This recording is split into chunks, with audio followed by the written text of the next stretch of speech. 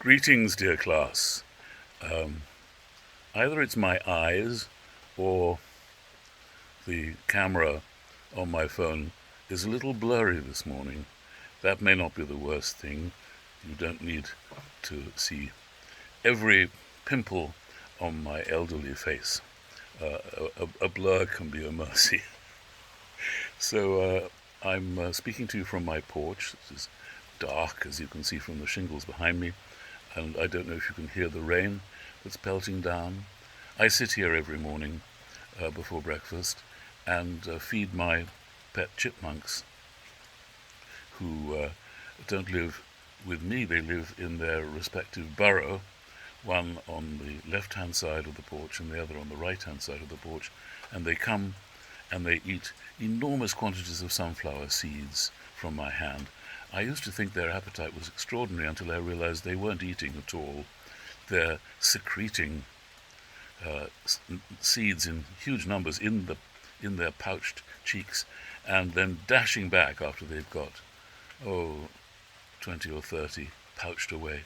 I actually see them, now that I've figured it all out, I see them running back to their burrow, one on one side and one on the other side. I sound as if I'm delivering a monologue by Samuel Beckett. Perhaps that's because that's what you're about to read, what I'm about to talk about. Anyway, my dear chipmunks out here, perhaps because of the rain. So I thought I would say a few words to you about Samuel Beckett to amplify what I wrote in my email to you, just sent off yesterday evening.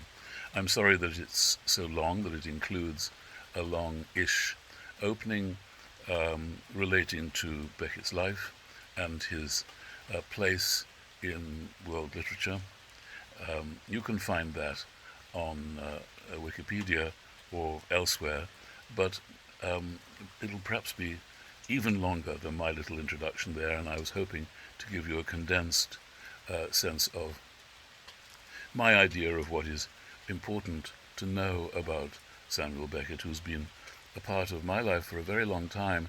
When I was at college, I directed his play Endgame, and it was only the second or third production ever done of that play. I didn't realize, I think at the time, how early I was, how quick I was in on the existence of that play, and we had a certain amount of fun with it. The theatre company that I began some years ago did a production in which I played the leading role of Ham, good for an old ham like me, and I've grown to find the play a little grim, but the production went well, and between them there were 50 years and more of thinking about Beckett and enjoying the fact that I knew many people close to him.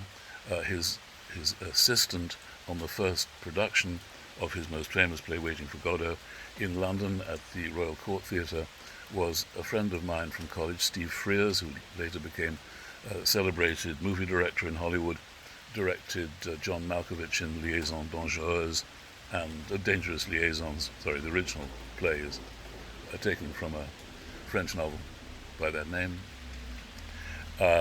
And I've known many actors who specialized in Beckett. Under Beckett's own wing, he took a great interest in productions of his plays.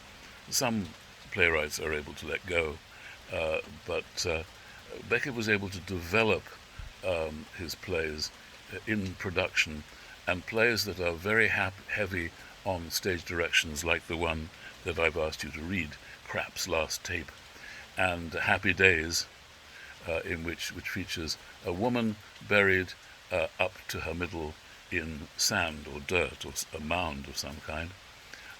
Both these plays are very, very elaborately stage directed. They're full of stage directions, as they're called, extremely elaborate, and Beckett was very concerned that the productions should, in fact, follow those stage directions very closely, and some he developed in the course of the opening, the early productions of them, and this altered the play, and so being a part of the production process was for him a continuation of writing. And because I was fortunate enough to know, Beckett I didn't know, although I met him, fortunate enough to know some of his favourite actors, I was the beneficiary of a lot of stories of him and descriptions of the fun of knowing him. He was a sportsman, loved the old English game of cricket, and he was a very humorous fellow. He loved the old English games. He was an Anglo, he was an Irish Protestant, not a Catholic like his friend James Joyce, whose secretary Beckett was during the writing of some of Joyce's great works when Joyce himself was close to being completely blind, and dictated the work to Beckett. So two of the great writers of the 20th century were master and man. They were writer and secretary, and Beckett had a hard time in the shadow of the great writer that Joyce was, and it was when he was sitting in his mother's room. His mother had just died, back in Ireland, although he spent most of his life in France, as Joyce did a good deal of his as well. Sitting in his late mother's room, he had a vision of what he was supposed really to be as a writer, which was not to follow in Joyce's footsteps and seek to achieve the same stature, but to go off in a completely different direction, which he describes as contrasting what Joyce did, which was to add always to the great store of his knowledge, which in Joyce's work floods out as a multilingual mass of information, of world myth, of understanding of people, a tremendous celebration of human life. And Beckett decided that his path was to deduct, was to make less where Joyce was forever making more.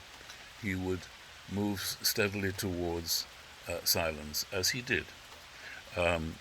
And his works have struck a chord in 20th and 21st century man, who often feels himself and herself to be part of a dwindling species rather than a species growing in magnificence into its inheritance of the earth. So this proposition of dwindling, a word that comes up famously in a speech in Waiting for Godot, the play for which he's most famous. Dwindling is perhaps not the only thing we're doing as a species, but it is recognized, I think, by a lot of Beckett's readers and his audiences as something that they sense in our species, that we don't seem to be enriching so much as impoverishing our lives. And if you feel that's totally untrue, I think you will have some trouble with Beckett, because that spirit is there in all of his works. I dare say you might be wondering why I haven't asked you to read Waiting for Godot, his great work, about whom I say a few things in my email to you. But that would be a huge thing to take on in a week. It's a huge thing to take on in a month if you're reading and studying it. So I thought we would take one of his shorter, more celebrated pieces and give you a taste. This is all we can do in each case, a taste of Sophocles. Would you like some Sophocles, sir? Just a little taste. A taste of Shakespeare, a taste of, a taste of Beowulf. We haven't even got the whole of Beowulf, much less an entire saga among other sagas. So a taste is all we have time for if we're going to do a whistle-stop tour of the Western canon. We just don't have to. We could have spent a year. It would have been lovely. We could have. We probably would have just ended up surveying more writers rather than more work by each writer. Nonetheless, I hope you'll derive something from Krapp'S last tape. In my second video, I'm going to read a little from it, in the hope that I can convey something in an Irish accent too, of the feel of the play for the audience.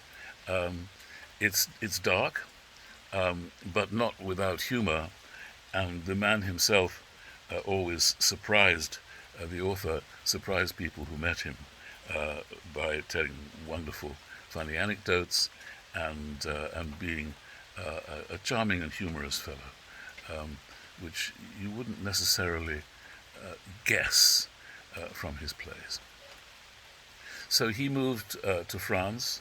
Like Joyce, he couldn't wake his admired friend and mentor, like James Joyce, he couldn't wait to get away from Ireland. Even though they did not share a religion, they shared the experience of Irish narrow-mindedness, as it was then, certainly not anymore.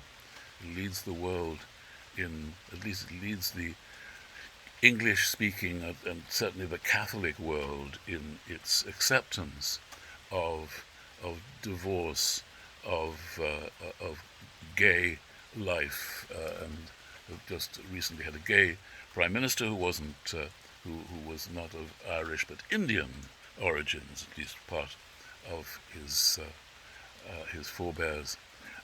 So Ireland has become a much more liberal and open-minded place, but in those days, at the turn of the 20th century, certainly in the 1920s and 30s, as Beckett and Joyce grew to manhood, it was a narrow-minded place, and they needed space in which to indulge the truth of the human condition. As writers, they felt it essential that they would not have to curtail their vocabulary or the things that they wrote about. Beckett has a tendency to not to go deeply seriously into, let's say, sexual matters or psychological. Well, I will not say that he doesn't go seriously into psychology, because he does, but he has a tendency to give way to a kind of schoolboy humor. You see it in his names. Krapp is a absolutely classic Beckett names. He just lets that urge to be facetious and to give offence pour out as part of his creative instinct, and his characters are often called things like crap. They might be called fart, or similar things, or anagrams, or suggestive words with a schoolboy smut quality to them, which was part of what was bubbling up in Beckett, as well as a profoundly intellectual tradition and a brilliantly incisive mind, which emerges, I think, probably best in the book on Proust that I've mentioned to you in my email. So I wish you well of him. He's greatly loved and admired. The beauty of his language, always an essential feature of a successful writer, is a large factor, and his sense of the world and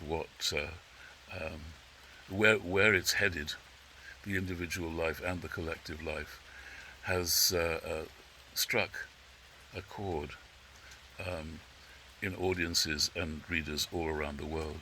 So you should see whether you feel it strikes a chord in you. My beloved colleague, Professor Streiter, Aaron Streiter, teaches this play, surprisingly for him, not his kind of play, but that's exactly why he teaches it. He teaches it for the absence of what he proclaims and teaches in all the other works of literature he teaches, which is God, faith, religion. Absent in many ways in Beckett. Actually, the Bible is curiously present in many of his works, but it's the death of faith that Aaron, my colleague, teaches Krapp'S last tape to demonstrate the difficulty of literature once it's stepped aside from the path of belief.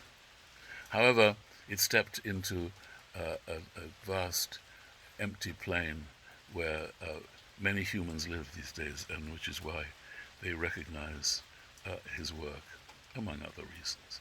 Enjoy, my dears. I'll be back with you maybe on a brighter day. This is wet and gloomy, but I hope it finds you resisting, staying safe, not falling ill as this very morning our president has declared himself to be. Stay well. God bless. And I'll speak to you soon. Bye.